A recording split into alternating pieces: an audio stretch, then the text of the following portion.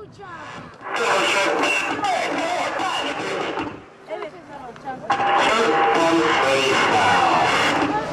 to time out.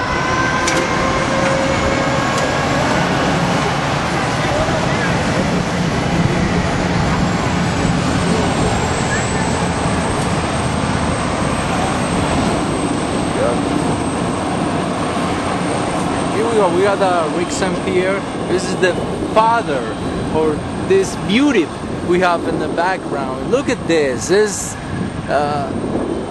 How long take to restore this? I worked on this plane for about a year and a half on weekends. We're all volunteers at the Quantity Museum. About a year and a half on Saturdays and Sundays. And as we got closer to the finish of the product, the finish of the plane for the dedication ceremony, which was in 2009 here at the Quantity Air Show, my son and I were over on it 3-4 days a week to get everything looking the way it was. It was quite an experience. But this one, what's original Blue Angels one, or this plane was not an original Blue Angel. This was a service plane. Flew missions in Vietnam. Its last assignment was at the Top Gun school.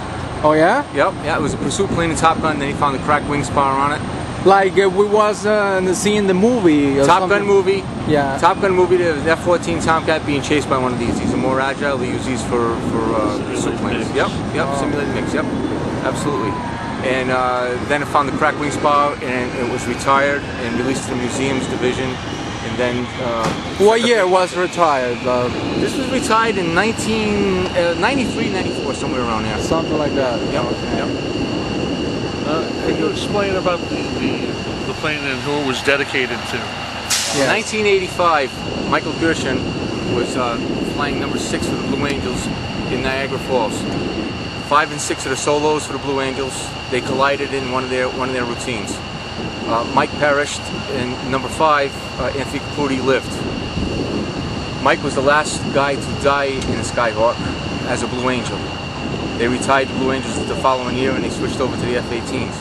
Someone at the museum came up with the idea, when his plane first came in, they thought it was a really good idea, and it sat in the corner for years. And when I started working at the museum, my son and I were working on another project, and I just kept looking at this plane. It was a neat little plane over in the corner. Somebody had sanded part of it down, and it just looked neglected. And I kept hearing a story about it. And every time I walked by it, it was like drawing to me, you know, do something with it. So I talked to the people who run the museum, and I promised them I'd get it finished for the air show the following year. And I started working on it. And then when I started doing research on it, I just got so involved in it. It was the most incredible experience in my life. My wife got in touch with a local newspaper, Newport Daily News, and they did a front page story with my son climbing down the nose of the unpainted plane. And it was Resurrecting the Angel was the title of it. The following day, I got an email from the reporter. He had got an email from Mike's brother Joe out in Nebraska. Wow. Somebody in Newport knew of him. They sent an email to Florida to Nebraska, and he was overwhelmed. And they put me in touch with him, and I wrote him a long letter, and that was it. Every week I come over, I do more work on it, I take a picture, I send it to him. When the letters went on it, when it was painted, he saw it. When it was leaded, he didn't see any more photographs after that because he was coming out to the air show that year. Wow, incredible. 2009, Greg McWhirter was the commanding officer of the Blue Angels. At the air show that weekend, this was the centerpiece for the big dinner they have on Saturday nights. At the end of the dinner, Commander McWhirter got up and made a speech about, you know, Mike GERSHOM and this and that, and he called the brother Joe up. Joe climbed the ladder and pulled the placket off and covered his brother's name, and it was so emotional. I can't explain. Incredible, it. yeah. I can't explain it. Congratulations, you did that beautiful job. And it's very important for everybody because it's history. Yeah, it's history.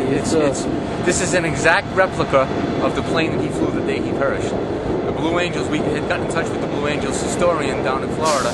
They sent us the blueprints of how the plane was lettered, the locations of all the lettering, so everything's exact as it was. And I found out today that the lettering is very important for their precision when they're flying. They line up from different points of view on what part of the plane will cover up a certain letter. That's how they know where they're at when they're flying. Number 3 told me that today for the Blue Angels. He came over and actually sat in the plane. All the planes are not the same with the letters. All the planes have to be identical. Identical. They have to be identical. Okay. So when they're, like I said, when they're flying, they're all lined up. And I didn't know that up until today. Wow. Because number 3, I can't remember his name now. I let him sit in the plane today, and it was such a thrill for him because he was a kid when he's got retired. Wow. Never got to fly one. Yep. So it's been a great experience. My son got to have dinner with the Blue Angels. He got to have dinner with the Thunderbirds last year. He's buddies with one of the Thunderbirds because of this project, and it's just been great. And today to see these guys come over and they said this was the best one they've ever seen in any museum. Yeah. What a tribute. A lot of museums, the leading edges, they'll paint them silver. That's all. Those are all polished chrome. That's just the real thing. Like Absolutely. it is. Absolutely. The intakes, polished chrome, that takes hours and hours and hours. I'm going to have to do it again tomorrow morning because of the rain tonight. That's why we covered up the leading edges. Wow, yeah. So beautiful. I have a question, one more question. Do you have any information? It's another plane flying in this condition, flying in the U.S. right now? There's some A-4s still flying. There's a private company that bought a bunch of them from Arizona. Took them out of the desert and they got them flying. There are like 20 of them. He's got 10 of them flying, and he leases them back to the government for them to train F-18 pilots on these. Because oh yeah? Yeah, go figure that one. It's cheaper for them to use these to train the pilots than to use F-18s. But we got rid of all these, 12 years ago, whatever it was. Okay. But they have some flying, still flying. I have a good friend out in Arizona, Mike McDougall. He works for a company called Aero Ventures, and he's flying one now in the air shows out on the West Coast. He's flying an A-4 Skyhawk 2-seater. Yeah. Very loud, right? Yeah. It's a great little plane. There's no room in the cockpit. It's very tiny I can't fit into it. I couldn't fly it. I can fit into it, but I couldn't fly it. And the cockpit, how is it? It's the cockpit is not complete. When the museums people for the services release them to the museums, they strip them pretty well. This one was pretty cannibalized. The seats in it, that's about it. Okay. No engine in it. But the exterior is all that counts. All right. So thanks a lot. Appreciate it. Well, thank you. I hope that was good. Coming out to the Quonset Air Museum. Up to the Quonset Air Museum. Yeah, Quonset please. Museum, Eccleston Road, North Kingston, Rhode Island. The best of the best. And we have the Tomcat also, right? You recommend it? Yeah, but we don't want to talk about that. It's a different story. Friendly competition. Okay. Thank All you. right. Okay. That's 14. We continue the inspection. The section of the engine.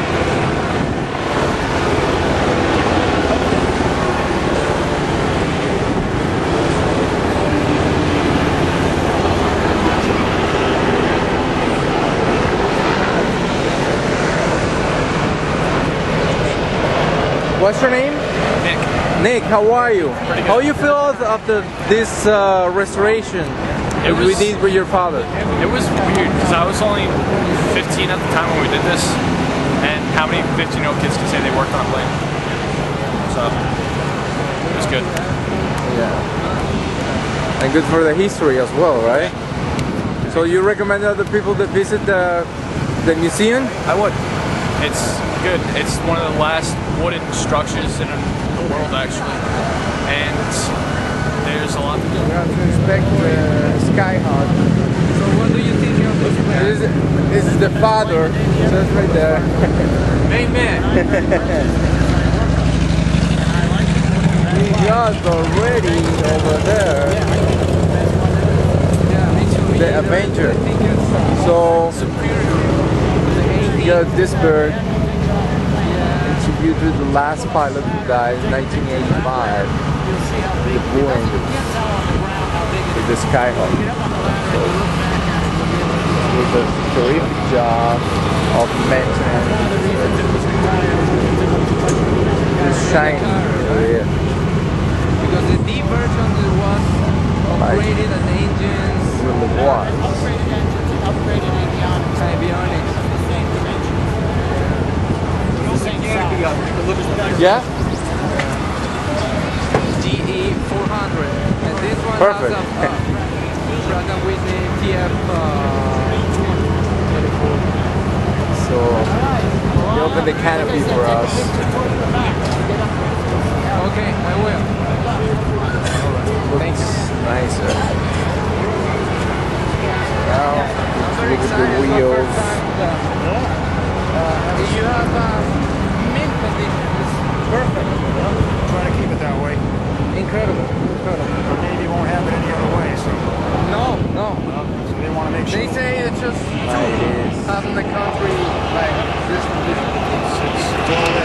serial number was very important.